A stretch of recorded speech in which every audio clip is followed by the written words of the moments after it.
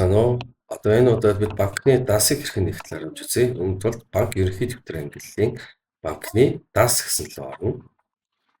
За ийш орсон бол КАС, ХАС банк, худалдаа авалт банк, голомт банкны одоо дасууд нэгдсэн байна. За тэгвэл бид хаан банкны дас нээе.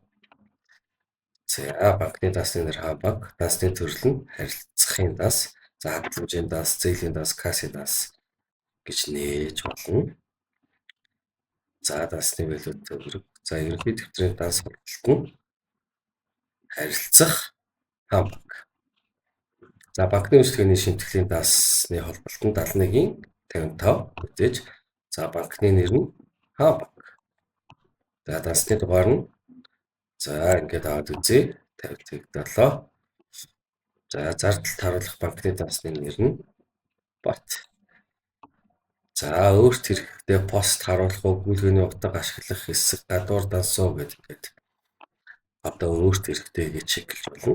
За ингээд шинэ банкны дас үүслээ. За ингээд хаан банкны шинэ банкны дас үүссэн байна. За иймэрхүү маркаар шинэ дасууд үүсгэх гинэ. За анхаарлаа хандуулсанд баярлалаа.